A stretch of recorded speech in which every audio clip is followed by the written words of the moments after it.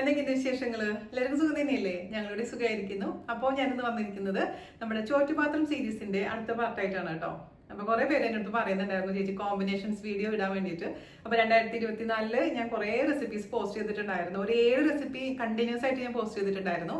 അത് കാണാൻ മറക്കരുതേ. അപ്പൊ അതിന്റെ ലിങ്ക്, അതായത് പ്ലേലിസ്റ്റിന്റെ ലിങ്ക് ഞാൻ താഴെ തന്നേക്കാം. അപ്പൊ ആ ലിങ്ക് നോക്കിക്കഴിഞ്ഞാൽ ഞാൻ ഇതുവരെ പോസ്റ്റ് ചെയ്തിട്ടുള്ള എല്ലാ വീഡിയോസും നിങ്ങൾക്ക് കാണാൻ പറ്റും. അപ്പൊ അതുപോലെ തന്നെ ചോറ്റുപാത്രം സീരീസ് എന്ന് പറയാൻ കാരണം ഈ തരാനുള്ള ഉദ്ദേശം മാത്രമല്ല, നമ്മുടെ പഴയ കാലത്തിലോട്ടുള്ള ഒരു ഒളിഞ്ഞുനോട്ടം കൂടിയാണ്. ഇടയ്ക്ക് നമുക്ക് പഴയ കാലത്തിലോട്ടൊന്ന് പോയി വരണ്ടേ അല്ലെ? നമ്മൾ സ്കൂളിൽ പഠിക്കുമ്പോഴും അല്ലെങ്കിൽ കോളേജിൽ പഠിക്കുമ്പോഴൊക്കെ ചോറ്റുപാത്രത്തിൽ ചോറ് കൊണ്ടുവരുന്നതും കൂട്ടുകാരൊരുമിച്ച് കറികളെല്ലാം പങ്കുവെച്ച് കഴിച്ചിരുന്നതും ആ ഒരു എന്താ പറയാ, ഒരു വല്ലാത്തൊരു ചെറിയ നൊമ്പരവും അതേസമയം സന്തോഷം തരുന്ന ഓർമ്മകളാണ് ഇതെല്ലാം. നമുക്ക് ഇടയ്ക്കിടയ്ക്ക് ഒന്ന് തിരിച്ചു കൊണ്ടുവരണം. ഈ തിരക്കുള്ള ലോകത്തിൽ ആ പഴയ കാലത്തിലോട്ട് ഇടയ്ക്കൊന്ന് പോയി കഴിഞ്ഞാൽ നമുക്ക് സന്തോഷം കിട്ടും, സമാധാനം കിട്ടും അല്ലെ? അങ്ങനെയാണ് എനിക്ക് തോന്നിയിട്ടുള്ളത് കേട്ടോ.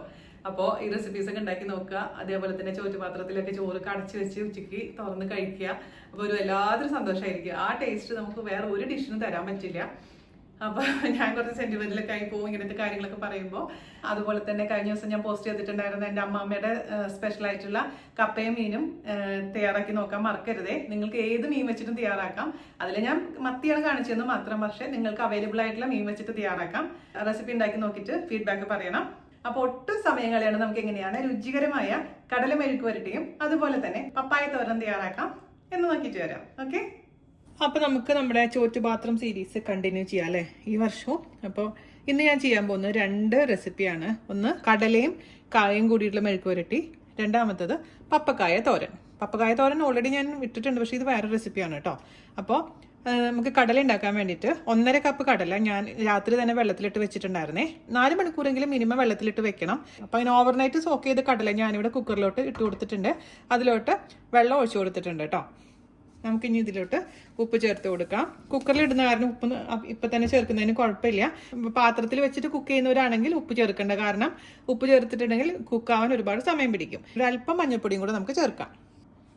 ഇനി ഇതിലോട്ട് നമുക്ക് ഒരു ചെറിയ സവാള അരിഞ്ഞിട്ട് കൊടുക്കാം.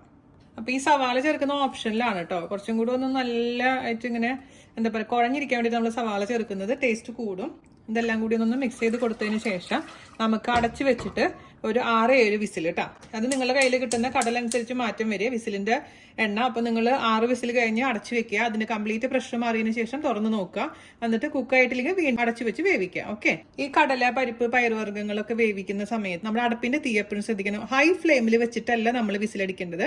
ലോ ടു മീഡിയം ഫ്ലെയിമിൽ വെച്ചിട്ടാണ് വിസിൽ വരുത്തേണ്ടത് കേട്ടോ. ഹൈ ഫ്ലെയിമിൽ വെക്കുകയാണെങ്കിൽ പെട്ടെന്ന് ഷൂ എന്ന് പറഞ്ഞ വിസിൽ വരും, പക്ഷേ കുക്കായിട്ടുണ്ടാവില്ല. അതുകൊണ്ട് എപ്പോഴും ശ്രദ്ധിക്കുക. അപ്പുറത്തെ കടല കുക്കാവുന്ന സമയം കൊണ്ട് നമുക്ക് പപ്പായ ക്ലീൻ ചെയ്യാം. അപ്പൊ ഞാനിവിടെ മൊത്തത്തിൽ ഇത്രയും വലിയ പപ്പായ എടുക്കുന്നില്ല കേട്ടോ. പകുതി പപ്പായ എടുക്കുന്നുള്ളൂ. പകുതി നമുക്ക് മോരുകറി ഉണ്ടാക്കാം. പിന്നെ ഇന്നല്ല.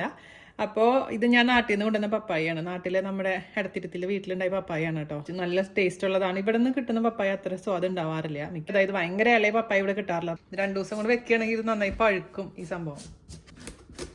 അടിപൊളി.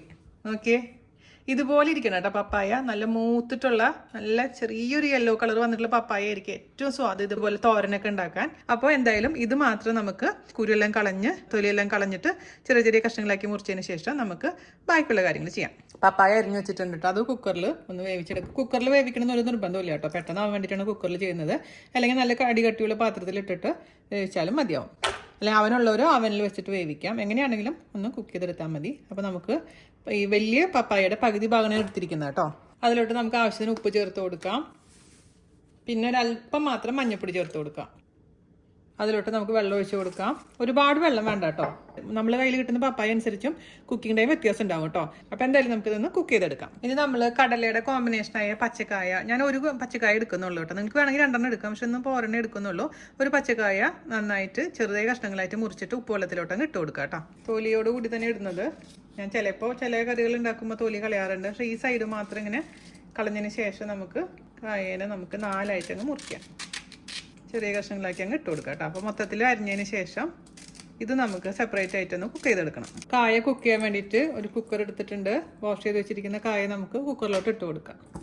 ഇതിപ്പോൾ ഇതിൻ്റെ ഒരു ഗുണം എന്ന് വെച്ചാൽ നന്നായി കുക്ക് ആയിക്കോട്ടെ കേട്ടോ. അയ്യോ ഓവറായിട്ട് കുക്ക് ആയിരുന്നുള്ള ടെൻഷനൊന്നും വേണ്ട. കാരണം ഇത് നന്നായിട്ടങ്ങ് വേവണം, എന്നാലാണ് ടേസ്റ്റ് ഉണ്ടാവുള്ളൂ. കുറച്ചും കൂടി വെള്ളം ചേർത്ത് ഉപ്പും കൂടെ ചേർത്തിട്ട് ഒരു വിസിൽ അടച്ചു വെക്കാം കേട്ടോ.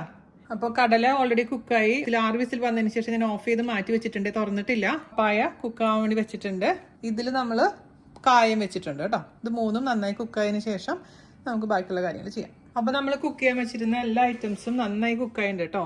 കടല 6 വിസിൽ വെച്ചിട്ട് ഞാൻ ഓഫ് ചെയ്തിട്ടുണ്ടായിരുന്നു. പ്രഷറെല്ലാം പോയിനേഷനെ തുറന്ന് നോക്കിയപ്പോൾ നോക്കിക്കേ നന്നായി കുക്കായിട്ടുണ്ട്. ഇതുപോലെ കുക്കാവണം കേട്ടോ. ഇതുപോലെ കുക്കായിട്ടില്ലെങ്കിൽ നിങ്ങൾ ഒന്നും കൂടെ അടച്ചു വെച്ചിട്ട് കുക്ക് ചെയ്യാൻ മറക്കരുത്. കുറച്ച് ഭാഗം മാത്രം നമുക്കൊന്ന് സ്പൂണിൻ്റെ ബാക്ക് സൈഡ് വെച്ചൊന്ന് ഉടച്ചെടുക്കണേ, അപ്പോഴാണ് കൂടുതൽ ടേസ്റ്റ് ഉണ്ടാവുക. അതുപോലെ തന്നെ അതിലേക്ക് ചേർക്കാനുള്ള കായം നന്നായി കുക്കായിട്ടുണ്ട് കേട്ടോ. ഇത് രണ്ടുമാണ് ഒരു കോമ്പിനേഷൻ എന്ന് പറയുന്നത്. പിന്നെ നമ്മൾ നേരത്തെ കുക്ക് ചെയ്യാൻ വെച്ചിട്ടുണ്ടായിരുന്ന പപ്പായയിൽ കുറച്ച് വെള്ളം ഉണ്ടായിരുന്നു, അത് ഞാൻ വറ്റിച്ചെടുത്തിട്ടുണ്ട്. ആദ്യം തന്നെ നമുക്ക് കടല റെഡിയാക്കി എടുക്കാം. ഇനി കടലയിലേക്കുള്ള ഉള്ളിയും മുളകും നന്നായി ചതച്ചെടുക്കണം. ഒന്നില്ലെങ്കിൽ ചതച്ചെടുക്കുക, അല്ലെങ്കിൽ നമ്മൾ എപ്പോഴും ചെയ്യാറുള്ള പോലെ തന്നെ ഒന്ന് നന്നായി ചെറുതായി മുറിച്ചതിന് ശേഷം ആദ്യം തന്നെ ഉള്ളി മൂപ്പിക്കാതിന് ശേഷം മുളക് ചതച്ചത് ചേർത്തിട്ടും ചെയ്യാം കേട്ടോ. ഇത് ഞാൻ ട്രഡീഷണൽ രീതിയിലാണ് ചെയ്യുന്നത്. എൻ്റെ വീട്ടിലാണെങ്കിൽ അമ്മിയിലാണ് ചതയ്ക്കാറുള്ളത്. പക്ഷെ ഇതിപ്പോൾ നമ്മുടെ അടുത്ത് അമ്മി ഇല്ലാത്തത് കൊണ്ട് ഇതുപോലെ ഇടിവല്ലിൽ നമുക്ക് ചതച്ചെടുക്കാം. കൂടുതൽ വേണം നമ്മളെ ചെറിയുള്ളി കേട്ടോ, എന്നാലാണ് ടേസ്റ്റ് ഉണ്ടാവുള്ളൂ. അതേസമയം നിങ്ങളുടെ അടുത്ത് ഇപ്പോൾ ചെറിയുള്ളി ഇല്ല, അല്ലെങ്കിൽ നിങ്ങൾക്ക് ചെറിയുള്ളി ക്ലീൻ ചെയ്യാനൊക്കെ മടിയുള്ള കൂട്ടത്തിലാണെങ്കിൽ അതിന് പകരം സവാള ഉപയോഗിക്കാം. അപ്പം സവാള ഉപയോഗിക്കുകയാണെങ്കിൽ പിന്നെ ഈ പ്രോസസ്സിൻ്റെ ആവശ്യമില്ല. നൈസൊക്കെ അരിഞ്ഞതിന് ശേഷം ആദ്യം വഴറ്റുക, അതിലോട്ട് ചതച്ച മുളകോ അല്ലെങ്കിൽ മുളക് പൊടി ചേർത്ത് കൊടുത്താൽ മതിയാവും. അപ്പം ഞാനിപ്പോൾ ചെറിയുള്ളി വെച്ച് ചെയ്ത് കാണിച്ചു തരാം. അപ്പോൾ ഇത് നന്നായിട്ടൊന്ന് ഈ ഇടിവല്ലിലിട്ടൊന്ന് ചതച്ചെടുക്കാം കേട്ടോ. ഇത് ഉള്ളി ചതയ്ക്കുമ്പോൾ പ്രത്യേകിച്ച് ശ്രദ്ധിക്കേണ്ട കാര്യം എന്ന് വെച്ചാൽ കുറച്ചിട്ട് ചതക്കണേ. ഒരുപാട് ഒരുമിച്ചിട്ടതിന് ശേഷം ചതച്ച് കഴിഞ്ഞാൽ എല്ലാം പുറത്തേക്ക് ചാടിപ്പോവും. അത് പ്രത്യേകിച്ച് ശ്രദ്ധിക്കുക. അപ്പോൾ ഇത് മൊത്തത്തിൽ ചതച്ചെടുത്തിട്ട് ഞാൻ കാണിച്ചു തരാം. നിങ്ങൾക്ക് ഇതുപോലെ ഇടികല്ലും അല്ലെങ്കിൽ അമ്മിക്കല്ലും ഇല്ലാന്നുണ്ടെങ്കിൽ മിക്സിയിൽ ഇട്ടിട്ട് ജസ്റ്റ് ഒന്ന് ക്രഷ് ചെയ്തെടുത്താൽ മതി കേട്ടോ, എന്നാലും നന്നായിരിക്കും. അപ്പോൾ നമ്മൾ ഉള്ളി ചതച്ചിട്ടുണ്ട്. ചതയ്ക്കുമ്പോൾ ഒരുപാട് അങ്ങനെ ഐസാക്കി ചതയ്ക്കൊന്നും വേണ്ട കേട്ടോ. അതിലോട്ട് നമുക്ക് ചതച്ച മുളക് ചേർത്ത് കൊടുക്കാം. പിന്നെ നിങ്ങൾക്ക് ഇപ്പം എൻ്റെ വീട്ടിലൊക്കെ ചതച്ച മുളകായിട്ടല്ല ചേർക്കുക, ഫുൾ മുളകായിട്ടാണ് നമ്മൾ ചേർക്കാറുള്ളത് ഇങ്ങനെ കുത്തിയെടുക്കുമ്പോൾ. പക്ഷേ നമുക്ക് എളുപ്പത്തിന് വേണ്ടിയിട്ട് ചതച്ച മുളകായിട്ട് തന്നെ ഇതിലേക്ക് ചേർത്ത് കൊടുക്കാം. അപ്പോൾ ഒരു 2.5 ടീസ്പൂൺ. കാരണം നമ്മൾ കടലയിലാകുമ്പോൾ അത്യാവശ്യം എരിവാണ്. അപ്പോൾ സ്പൈസി ആയിട്ടുള്ള ഒരു സംഭവമാണ്. പിന്നെ ചാറുകറി ഒന്നും ഇല്ല, നമ്മൾ ചോറും പാത്രത്തിലല്ല ഇടുന്നത്. അപ്പം ഒരു സ്പൈസി ആയിട്ട് ഇരുന്നോട്ടെ എന്ന് വെച്ചിട്ട്. അപ്പം അധികം സ്പൈസി ആയിട്ടുള്ള ഡിഷ് ഇഷ്ടമല്ല എന്നുണ്ടെങ്കിൽ അതിനനുസരിച്ച് മുളക് പൊടിയുടെ അളവ് തീരുമാനിക്കാം കേട്ടോ. മുളക് ചതച്ചതിൻ്റെ ഇപ്പം നിങ്ങൾക്ക് മുളക് ചതച്ചതില്ലെങ്കിൽ മൊത്തത്തിലുള്ള മുളക് ഉപയോഗിക്കാം, അതല്ലെങ്കിൽ മുളക് പൊടി ഉപയോഗിച്ചാലും കുഴപ്പമില്ല. അപ്പോൾ ഇതും കൂടെ നന്നായിട്ടൊന്ന് ചതച്ചെടുക്കുക. അപ്പം അതൊക്കെ ചതക്കണം, കണ്ണിലേക്ക് ഒന്നും പോവാതെ സൂക്ഷിക്കണേ. അപ്പം നമുക്ക് ആദ്യം തന്നെ കടല തയ്യാറാക്കാൻ തുടങ്ങാം. അതിന് വേണ്ടിയിട്ട് ഒരു അടി കട്ടിയുള്ള പാത്രം എടുക്കുക, അതിലോട്ട് വെളിച്ചെണ്ണ ഒഴിച്ചു കൊടുക്കുക. നാടൻ റെസിപ്പി ആയതുകൊണ്ട് വെളിച്ചെണ്ണയാണ് ഞാൻ പ്രിഫർ ചെയ്യുന്നത്. അതേസമയം ഇപ്പോൾ നിങ്ങളുടെ അടുത്ത് വെളിച്ചെണ്ണ ഇല്ലെങ്കിൽ നിങ്ങൾക്ക് ഇഷ്ടമുള്ള ഏത് ഓയിൽ വേണമെങ്കിലും ഉപയോഗിക്കാം കേട്ടോ. വെളിച്ചെണ്ണ ചെറുതായി ഒന്ന് ചൂടാവട്ടെ. ഇത് നമ്മൾ നാട്ടിൽ വെച്ചിട്ട് ചെമ്മീൻ, ഞാൻ അനു സ്പെഷ്യൽ ചെമ്മീൻ റോസ്റ്റ് ഉണ്ടാക്കിയിട്ടുണ്ടായിരുന്നില്ലേ, അന്ന് ഇതിലാണ് ഉണ്ടാക്കിയിട്ടുണ്ടായിരുന്നു കേട്ടോ, ഈ ചീനച്ചട്ടിയിൽ. അപ്പോൾ ഞാൻ നാട്ടിൽ നിന്ന് അടിച്ചു മാറ്റി ദുബായിലോട്ട് കൊണ്ടുവന്നു നമ്മൾ ചീനച്ചട്ടീനെ. ഇതിലോട്ട് നമുക്ക് കുറച്ച് കറിവേപ്പില ഇട്ട് കൊടുക്കണേ. ആ കറിവേപ്പില വെളിച്ചെണ്ണയിൽ കിടന്ന് ഒന്ന് ലൈറ്റായിട്ടൊന്ന് മൊരിയട്ടെ. ആ സമയത്ത് നമുക്ക് ചതച്ചു വെച്ചിരിക്കുന്ന ഉള്ളിയും മുളകും ചേർന്ന് ഇതിലേക്ക് ഇട്ട് കൊടുക്കാം. കടല ഈ തവിയുടെ ബാക്ക് സൈഡ് കൊണ്ട് ഉടച്ചു കൊടുത്തിട്ടുണ്ട് കേട്ടോ. അപ്പോഴാണ് നല്ല കുഴഞ്ഞിരിക്കുക, ടേസ്റ്റ് കൂടും. ഇതിലോട്ട് നമ്മുടെ മുളക് ചതച്ചത് ചേർത്ത് കൊടുക്കാം. മുളക് ചതച്ചത് കൈ കൊണ്ട് എടുത്തതിന് ശേഷം കൈ മുഖത്തൊന്നും കൊണ്ടുവരെടുത്തിട്ട പിള്ളേരെ അപ്പോൾ തന്നെ കൈ വാഷ് ചെയ്തോളൂ, സോപ്പ് ഇട്ടിട്ട് അല്ലെങ്കിൽ വെളിച്ചെണ്ണ ഇട്ടിട്ട്. അതിന് ശേഷം നമുക്ക് ഇത് നന്നായിട്ട് പച്ചമണം മാറുന്ന വരെ, ചെറിയൊരു ബ്രൗൺ കളർ ആവുന്ന വരെ ഈ കൂട്ട് ഒന്ന് വഴറ്റിയെടുക്കാം. ഈ സമയത്ത് നമ്മൾ കുക്ക് ചെയ്തിരിക്കുന്ന കടലയുടെയും അതുപോലെ തന്നെ കായയുടെയും ഉപ്പ് ഒന്ന് ടേസ്റ്റ് ചെയ്ത് നോക്കണേ. ഉപ്പ് കൂടുതലാണെങ്കിൽ ഇതിൽ ചേർക്കേണ്ട ആവശ്യമില്ല. അതേസമയം ഉപ്പ് കുറവാണെന്നുണ്ടെങ്കിൽ ഇതിൽ അല്പം ഉപ്പ് ചേർത്ത് കൊടുക്കണം. ഞാൻ രണ്ടിൻ്റെ സ്വാദം നോക്കിയപ്പോൾ രണ്ടിലും ഉപ്പ് കുറവാണ്. അപ്പോൾ കുറച്ച് ഉപ്പ് ഇതിലോട്ടാണ് ചേർത്ത് കൊടുക്കാം. പിന്നെ നിങ്ങൾക്ക് കടലയൊക്കെ കഴിക്കുമ്പോൾ ഗ്യാസ് വരുന്ന കൂട്ടത്തിലാണെങ്കിൽ ഈ ഉള്ളിയുടെ കൂട്ടത്തിൽ കൂടെ 2 വെളുത്തുള്ളിയും കൂടെ ഒന്ന് ചതച്ച് ചേർത്ത് കൊടുത്തോളൂ കേട്ടോ. അപ്പം ഞാൻ വെളുത്തുള്ളി ചേർക്കാറില്ല, എൻ്റെ വീട്ടിൽ ചേർക്കാറില്ല. അങ്ങനെ ഗ്യാസിൻ്റെ ഇഷ്യൂ ഇല്ലാത്തതുകൊണ്ടാണ് കേട്ടോ. ഇത് നന്നായിട്ട് മീഡിയം തീയിലിട്ടതിന് ശേഷം റോസ്റ്റ് ചെയ്തുകൊണ്ടേയിരിക്കാം. ഓക്കെ, ഇങ്ങനെ ചെയ്യുമ്പോൾ ഇച്ചിരി സമയം എടുക്കും കേട്ടോ. ഉള്ളിയും മുളകൊക്കെ നന്നായി ഒന്ന് വഴണ്ട് കിട്ടാൻ. പക്ഷേ അടിപൊളി ടേസ്റ്റാണ്. നിങ്ങൾക്ക് ഇതുപോലെ മടി ഉണ്ടെന്നുണ്ടെങ്കിൽ ഞാൻ എപ്പോഴും ചെയ്യാറുള്ള പോലെ തന്നെ ചെയ്താൽ മതി. അപ്പോൾ ഇത് റെഡി ആയിട്ടുണ്ട്. ഇതിൻ്റെയൊക്കെ പച്ചമണം മാറിയിട്ടുണ്ട്. നിങ്ങളൊന്ന് ഇച്ചിരി എടുത്തിട്ടൊന്ന് മണപ്പിച്ച് നോക്കിയാൽ മതി. മൂക്ക് പൊള്ളിക്കാണ്ട് മണപ്പിച്ച് നോക്കണേ. അപ്പോൾ നിങ്ങൾക്ക് മനസ്സിലാവും. അപ്പോൾ അതിലോട്ട് നമുക്ക് 2 ഐറ്റംസ് ചേർത്ത് കൊടുക്കാം. അതായത് വേവിച്ച് വെച്ചിരിക്കുന്ന കുറച്ച് ഉടച്ച് വെച്ചിരിക്കുന്ന കടലയും അതുപോലെ കായയും. ചെറിയ ചാറോട് കൂടി ഒഴിച്ചോളൂ കേട്ടോ. ആദ്യം ഇതൊന്ന് മിക്സ് ചെയ്ത് കൊടുക്കാം. ചാറോട് കൂടി ഒഴിക്കാൻ പറയണമെന്ന് വെച്ചാൽ അപ്പോഴാണ് ഇതെല്ലാം കൂടി ഒന്ന് യോജിക്കുക. എന്നിട്ട് ഇതിലിരുന്ന് വറ്റിക്കോട്ടെ. അപ്പോൾ നിങ്ങൾക്ക് ഗ്യാസ് കൂടുതൽ ചിലവാകുമെന്ന് തോന്നുകയാണെങ്കിൽ അധികം ചാറ് വേണ്ട. ആദ്യം കടല വേവിക്കുന്ന സമയത്ത് ഒരുപാട് വെള്ളം ഒഴിക്കാണ്ട് വേവിച്ചിട്ട് മിക്സ് ചെയ്ത് കൊടുത്താലും മതി കേട്ടോ. നമ്മളെല്ലാം പറയണമല്ലോ, എല്ലാം നോക്കണമല്ലോ അല്ലേ. അതിലോട്ട് നമുക്ക് കായം കൂടെ ചേർത്ത് കൊടുക്കാം. മിക്സ് ചെയ്ത് നന്നായിട്ടങ്ങ് വറ്റിച്ചെടുക്കണേ. നമ്മുടെ മെഴുക്ക് പുരട്ടി വറ്റി തുടങ്ങിയിട്ടാ, കണ്ടില്ലേ? ഓവറായിട്ട് വറ്റിക്കണ്ട, കാരണം കുറച്ച് ചൂടാറുമ്പോൾ നന്നായിട്ട് ഡ്രൈ ആയി മാറും. അപ്പോൾ ചെറിയൊരു ചാറുള്ള, അതായത് ഇച്ചിരി ചാറുള്ള സമയത്ത് നമുക്ക് ഓഫ് ചെയ്യണേ. അപ്പോഴാണ് നമുക്ക് ടിഫിൻ ബോക്സിലൊക്കെ വെച്ച് കഴിക്കുമ്പോൾ ടേസ്റ്റ് ഉണ്ടാവുള്ളൂ. ഞാൻ പറയാറില്ലേ, എനിക്കിതേപോലെ ഒരു ഇടയ്ക്കൊരു തോറ്റം തോന്നുമ്പോൾ ഞാൻ ടിഫിൻ ബോക്സൊക്കെ എടുത്ത് അതിൻ്റെ ഉള്ളിൽ ചോറും ഇതേപോലെ കറികളൊക്കെ വെച്ച് കുറേ നേരം അടച്ച് വെച്ചിട്ട് പൊതിച്ചോറും കഴിക്കാൻ തോന്നും. പക്ഷേ ചിലപ്പോൾ ഇല കിട്ടാറില്ല. ഇത് പിന്നെ ചോറും പാത്രം വീട്ടിലുണ്ടല്ലോ, അങ്ങനെയൊക്കെ വട്ടുകൾ കാണിക്കാറുണ്ട്. ഇപ്പം പിന്നെ ചോറിൻ്റെ എമൗണ്ട് കുറച്ച് കാരണം കുറച്ച് നാളായി ഇപ്പം അങ്ങനെ ചെയ്തിട്ട്. എരിവും ഉപ്പും എല്ലാം പെർഫെക്റ്റ് ആണ്.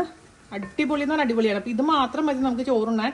പ്രത്യേകിച്ച് ഇതൊക്കെ എടുത്തതിന് ശേഷം ഈ ചീനച്ചട്ടിയിൽ കുറച്ച് കറി മാത്രം അതിൽ ബാക്കി വെച്ചിട്ട് ഈ ചീനച്ചട്ടിയിൽ അങ്ങ് ചോറിട്ടങ്ങ് പരട്ടണം. ആഹാ, എൻ്റെ പൊന്നോ, എന്തൊരു ടേസ്റ്റാണെന്ന് അറിയാമോ? നിങ്ങൾ ചെയ്ത് നോക്കണേ. നിങ്ങൾ ചെയ്തിട്ടുണ്ടെന്ന് എനിക്കറിയാം. ചെറുപ്പത്തിലൊക്കെ നമ്മൾ സ്ഥിരം ചെയ്യാറുള്ളതാണ് നമ്മുടെ വീട്ടിൽ. ഇപ്പൊക്കെ അതിനുള്ള സമയമില്ല, ചെയ്യാറുമില്ല. അപ്പോൾ നമുക്ക് ഈ ഒരു പരുവാവുന്ന സമയം, കുഴഞ്ഞിരിക്കുന്ന ഒരു പരുവത്തിൽ നമുക്കങ്ങ് ഓഫ് ചെയ്യാം. കുറച്ചും കൂടി കറിവേപ്പിലയും വെളിച്ചെണ്ണയും കൂടി ഒന്ന് ഒഴിച്ചു കൊടുത്തിട്ട് ഓഫ് ചെയ്യാം കേട്ടോ. അപ്പോൾ ആദ്യത്തെ കറി റെഡി ആയിട്ടുണ്ടേ.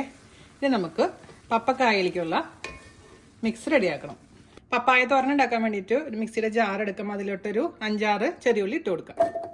പിന്നെ അതിലോട്ട് നമുക്ക് ഒന്നില്ലെങ്കിൽ ഫുള്ളായിട്ടുള്ള മുളക് ചേർത്ത് കൊടുക്കാം, അതല്ലെങ്കിൽ ചതച്ച മുളക് ചേർത്ത് കൊടുക്കാം, അതുമല്ലെങ്കിൽ മുളക് പൊടി ചേർത്ത് കൊടുക്കാം. ഞാനിവിടെ ചതച്ച മുളകാണ് ചേർക്കാൻ പോകുന്നത് കേട്ടോ. 1 ടീസ്പൂൺ, കാരണം നമ്മുടെ ഇത് കുറച്ചല്ലേ ഉള്ളൂ. ഇത് ജസ്റ്റ് ഒന്ന് ക്രഷ് ചെയ്തെടുക്കാം നമുക്ക്. ഇപ്പം നമ്മൾ ജസ്റ്റ് ഒന്ന് ക്രഷ് ചെയ്തെടുത്തിട്ടുണ്ട്. അതിലോട്ട് തേങ്ങ ചേർത്ത് കൊടുക്കാം. തേങ്ങ എന്ന് പറയുമ്പോൾ ഒരു 4 ടേബിൾ സ്പൂൺ തേങ്ങ ഇട്ട് കൊടുക്കാം. ഇതിലോട്ട് ഒരു അല്പം ഉപ്പ് ചേർത്ത് കൊടുക്കാം. കാരണം ഞാനിപ്പോൾ പപ്പായ ടേസ്റ്റ് ചെയ്ത് നോക്കുമ്പോൾ ഉപ്പ് അല്പം കുറവുണ്ടേ. അപ്പം എപ്പോഴും അത് നോക്കിയിട്ട് വേണം അതിൽ ഉപ്പ് ചേർക്കാം കേട്ടോ. ഇതും ഇതേപോലെ തന്നെ ഒന്ന് തിരിക്കുക. അപ്പം നമ്മുടെ കൂട്ട് ഇങ്ങനെ ഇരിക്കുക. ആ സൈഡിൽ നിന്നൊക്കെ മുളകൊക്കെ ഒന്ന് മിക്സ് ചെയ്ത് കൊടുത്താൽ മതി. അപ്പം ഇതുപോലെ ഇരിക്കും കേട്ടോ. ഇത് നമുക്കിനി നന്നായിട്ടൊന്ന് വെളിച്ചെണ്ണ വെച്ചിട്ട് റോസ്റ്റ് ചെയ്തെടുക്കണം. പപ്പായ ക്ലീൻ ചെയ്യുന്ന സമയത്ത് ചിലവർക്ക് കൈ ചൊറിയാനുള്ള ചാൻസ് ഉണ്ട് കേട്ടോ. അതിന് അതിനുള്ളിൽ നിന്ന് വരുന്നൊരു പശയുണ്ടല്ലോ, അത് കൈമ തട്ടി കഴിഞ്ഞാൽ. അപ്പം അതുകൊണ്ട് ഒന്നില്ലെങ്കിൽ കയ്യിൽ ഗ്ലൗ ധരിച്ചിട്ട് ചെയ്യുക, ക്ലീൻ ചെയ്യുക. അല്ലെങ്കിൽ കയ്യിൽ നല്ലോണം വെളിച്ചെണ്ണ പറ്റിയതിന് ശേഷം ക്ലീൻ ചെയ്താലും മതി. ഈ നമ്മളെ ചേമ്പ് ചേനയൊക്കെ ക്ലീൻ ചെയ്യുമ്പോൾ ചൊറിയില്ല, അതുപോലെ തന്നെ കേട്ടോ. കുറച്ച് കറിവേപ്പില ഇട്ട് കൊടുക്കാം. എണ്ണ നന്നായി ചൂടായിട്ടുണ്ട്, കറിവേപ്പില നന്നായി ചൂടായിട്ടുണ്ട്. അതിലോട്ട് നമുക്ക് നമ്മൾ റെഡിയാക്കി വെച്ചിരിക്കുന്ന ആ കൂട്ട് ചേർത്ത് കൊടുക്കാം. ഇത് നമുക്ക് മീഡിയം ഫ്ലെയിമിലിട്ടതിന് ശേഷം തേങ്ങയുടെ പച്ചമണം മാറി ഒരു ചെറിയ റോസ്റ്റഡ് ആയിട്ടുള്ളൊരു മണം വരില്ലേ, നല്ലൊരു വാസന, ആ വാസന വരുന്ന വരെ നമുക്കങ്ങ് ഫ്രൈ ചെയ്തുകൊണ്ട് ഇരിക്കണം കേട്ടോ. ഞാൻ നാട്ടിൽ പോയി കഴിഞ്ഞാൽ സ്ഥിരം ഉണ്ടാവുന്ന ഒരു തോരനാണത്. പ്രത്യേകിച്ച് കഞ്ഞിക്കാണ് എനിക്ക് ഭയങ്കര ഇഷ്ടം. രാത്രി ഞാൻ പറയും പപ്പായ തോരൻ ഉണ്ടാക്കിയാൽ മതി എന്ന് പറയും. അത് എല്ലാ ദിവസവും തന്നാലും ഞാൻ ഹാപ്പിയാണ്. അതുപോലെ എനിക്കിഷ്ടമാണ് ഈ സാധനം. പിന്നെ ഇപ്പോൾ ഒക്കെ വീട്ടിൽ പപ്പായ അധികം ഇല്ല. പണ്ടൊക്കെ എല്ലാ പറമ്പിലും പപ്പായ ഉണ്ടായിരുന്നു. ഇപ്പോൾ പപ്പായ മരം അന്യം നിന്ന് പോയ പോലെയായി. അപ്പോൾ നമ്മൾ ജാൻ്റെ വീട്ടിൽ പോകുമ്പോൾ വീട്ടിലാണ്, അവിടെ പറമ്പിലാണ് നിറയെ പപ്പായ മരം ഉള്ളത്. അവിടെ നിന്ന് പൊട്ടിച്ചിട്ട് പോരും. അങ്ങനെയാണ് പതിവ്. എല്ലാം വെച്ചാൽ ഞാൻ എന്താ ചെയ്യാന്നറിയാം, ഫ്രൂട്ട്സ് കടയിൽ പോയിട്ട് പഴുത്ത പപ്പായ ഇരിക്കുന്ന പ്ലേസ് ഇല്ലേ, അവിടെ പോയിട്ട് അതിൽ നിന്ന് പഴുക്കാത്ത പപ്പായ എടുത്തിട്ട് വരും. അപ്പം ഈ കറക്റ്റ് പരിവായിരിക്കും. അങ്ങനെയാണ് ഞാനിപ്പോൾ ചെയ്യാറുള്ളത് നാട്ടിൽ പോകുമ്പോൾ. തേങ്ങയുടെയൊക്കെ മണം മാറിയിട്ടുണ്ട്, നല്ല റോസ്റ്റ് ആയിട്ടുള്ള വാസന വന്നിട്ടുണ്ട്. ഇനി ഈ സമയത്ത് ഇതിലോട്ട് നമുക്ക് നമ്മുടെ പപ്പായ ചേർത്ത് കൊടുക്കാം. പതുക്കെ മിക്സ് ചെയ്ത് കൊടുക്കാം. ഉപ്പൊക്കെ കറക്റ്റാണെന്ന് നോക്കിയതിന് ശേഷം ഇതിൽ കിടന്നൊന്ന് വറ്റട്ടെ കേട്ടോ. ഇതിൽ പപ്പായയിലുള്ള വെള്ളമൊക്കെ ഒന്ന് വറ്റണം, എന്നാലേ ടേസ്റ്റ് കറക്റ്റ് ആവുള്ളൂ. ഒരല്പം വേവ് കൂടിയിട്ടുണ്ട് കേട്ടോ. അപ്പോൾ നിങ്ങൾ വേവിക്കുമ്പോൾ പ്രത്യേകിച്ച് ശ്രദ്ധിക്കുക. എനിക്ക് പക്ഷേ ഇഷ്ടമാണ് വേവ് കൂടുന്നത്, ചിലർക്ക് അത്ര ഇഷ്ടം ഉണ്ടാവില്ല. അതുകൊണ്ട് നിങ്ങൾ വിസിൽ വയ്ക്കാൻ നിൽക്കണ്ട. ഒരാവി 2 ആവി കയറുമ്പോഴേക്കും ഓഫ് ചെയ്തിട്ടിട്ട് തുറന്നോളൂ കേട്ടോ. അപ്പോൾ നമ്മൾക്ക് ഇത് ഓഫ് ചെയ്യാം കേട്ടോ. കുറച്ച് കറിവേപ്പിലും കൂടി ഇട്ട് കൊടുക്കുക. ഇനി വെളിച്ചെണ്ണ ഇടുന്നില്ല. ഇത്രയുള്ള പരിപാടി. ഞാൻ പറഞ്ഞ പോലെ ഇത് വേവിക്കുന്ന സമയത്ത് ശ്രദ്ധിക്കുക. ഇത് തണുക്കുമ്പോൾ ശരിയായിക്കോളൂ. എന്നാലും ഇപ്പോൾ കാണുമ്പോൾ ഒരു ഇച്ചിരി ഉടഞ്ഞ പോലെ ഉണ്ടല്ലോ അല്ലേ, അതുകൊണ്ടാണ് ഞാൻ പറഞ്ഞത് കേട്ടോ. അപ്പോൾ പക്ഷേ റെസിപ്പി സൂപ്പറാണ്. ഈ ഒരു മെത്തേഡിൽ ചെയ്ത് കഴിഞ്ഞാൽ അടിപൊളിയായിരിക്കും. ഇതിന് മുമ്പ് ഞാൻ പപ്പായ തോരൻ ഇട്ടിട്ടുണ്ട്, അത് വേറെ രീതിയിലായിരുന്നു. അപ്പോൾ നമുക്ക് ഇനി നമ്മുടെ ചോറും പാത്രത്തിലോട്ട് ആക്കിയാലോ ചോറൊക്കെ. അപ്പോൾ നമുക്ക് നമ്മുടെ ചോറും പാത്രത്തിലോട്ട് ചോറങ്ങോട്ട് ആക്കാം. പഴയ ഓർമ്മകളിലോട്ട് നമുക്കൊന്ന് പോവാം. ഞാൻ കുറച്ച് ചോറ് ഇടുന്നുള്ളൂ കേട്ടോ. ഇത്ര നിറച്ച് കഴിഞ്ഞാൽ പിന്നെ വേസ്റ്റായി പോവും. പക്ഷെ ഭംഗി വേണമല്ലോ അല്ലേ, ചോറില്ലെങ്കിൽ. ഓക്കെ, ഒരടക്ക് ചോറിട്ടിട്ടുണ്ട്. അതിലോട്ട് നമുക്ക് തോരൻ വെച്ച് കൊടുക്കാം.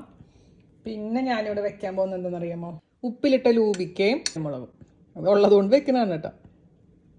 2 തരത്തിൽ അച്ചാറും കൂടി എടുത്ത് വെച്ചിട്ടുണ്ട്. ഒന്ന് നമ്മുടെ പ്രിയപ്പെട്ട ഓൾ ടൈം ഫേവറേറ്റ് ആയിട്ടുള്ള നാരങ്ങ അച്ചാർ. വേറൊരു അച്ചാർ എന്താണെന്നറിയാമോ, വഴുതനങ്ങ അച്ചാർ. സൂപ്പറാണ്. അപ്പം റെസിപ്പി വേണമെങ്കിൽ പറയണം കേട്ടോ. ഇനി നമുക്കിതിലോട്ട് എന്തിട്ട് കൊടുക്കണം? കുറച്ച് കടല ഇട്ട് കൊടുക്കാം. മുട്ട ആണെങ്കിൽ മുട്ട വെച്ച് കൊടുക്കാം. അതൊക്കെ നിങ്ങളുടെ ഇഷ്ടമാണ് കേട്ടോ. ഞാനിങ്ങനെ ജസ്റ്റ് കോമ്പിനേഷൻ എന്നുള്ള രീതിയിൽ കാണിക്കുന്നുള്ളൂ. കുറച്ച് അച്ചാറും വെച്ച് കൊടുക്കാം. ഇതുപോലെ എല്ലാം വെച്ചാൽ നമ്മൾ ഇത് വേസ്റ്റ് ആയി പോകും. അപ്പോൾ ഇതാണ് നമ്മുടെ ഇന്നത്തെ ചോറ്റുപാത്രം സീരീസിലെ റെസിപ്പികൾ. ഇഷ്ടപ്പെട്ടു എന്ന് വിശ്വസിക്കുന്നു. അപ്പോൾ നമ്മുടെ ടിഫിൻ ബോക്സ് തുറന്ന് കഴിക്കുന്നതല്ലേ അതിൻ്റെ ഒരു ചന്തം അല്ലേ? നമ്മൾ ഞാൻ സ്കൂളിലല്ല കേട്ടോ, കോളേജിൽ പഠിക്കുമ്പോഴാണ് കൂടുതൽ കൊണ്ടുപോയിരിക്കുന്നത്. സ്കൂളിൽ പഠിക്കുമ്പോൾ എൻ്റെ വീട് തൊട്ടടുത്തായതുകൊണ്ട് വല്ലപ്പോഴും മാത്രമേ ഞാൻ കൊതി തോന്നുമ്പോൾ മാത്രമേ ഞാൻ കൊണ്ടുപോകാറുള്ളൂ. അപ്പോൾ ഇതുപോലെ ഈ അടപ്പിലോട്ട് എടുത്ത് വെക്കും. അതെന്തിനാണെന്നറിയാമോ? നമുക്ക് സമാധാനമായിട്ട് കഴിക്കാൻ മാത്രമല്ല, നമ്മുടെ ഫ്രണ്ട്സിന് കൊടുക്കാൻ വേണ്ടിയിട്ട്. അപ്പോൾ ഇതുപോലെ എടുത്ത് വെച്ച് കഴിഞ്ഞാൽ അവർ അവരുടെ പാത്രത്തിൽ ഇതുപോലെ എടുത്ത് വയ്ക്കും. അപ്പോൾ നമുക്ക് ആവശ്യമുള്ളതൊക്കെ ഇങ്ങനെ എടുത്ത് കഴിക്കാം. അതും തന്നെ ലൂപിക്കൊന്ന് കഴിച്ചു നോക്കട്ടെ കേട്ടോ.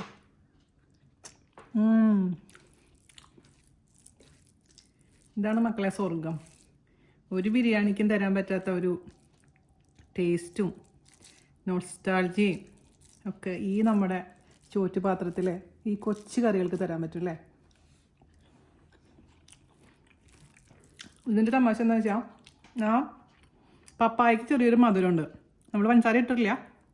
പിന്നെ കടലയുടെ എരിവും ഇതിൻ്റെ ഒരു പുളിപ്പും എല്ലാം കൂടി ആകുമ്പോണ്ടല്ലോ ഗംഭീരം എന്ന് പറഞ്ഞു കഴിഞ്ഞാൽ അതിഗംഭീരം. അപ്പോൾ ഞാൻ കഴിക്കട്ടെ. നിങ്ങളെല്ലാവരും ട്രൈ ചെയ്ത് നോക്കൂ. ഇതുപോലെ തന്നെ റെസിപ്പീസ് വേണമെന്നുണ്ടെങ്കിൽ കമൻറ്റ് ചെയ്യാൻ മറക്കരുത്. അടുത്ത അടിപൊളിയായിട്ടുള്ള റെസിപ്പി ആയിട്ട് വരുന്നവരെ നന്ദി, നമസ്കാരം. Thank you.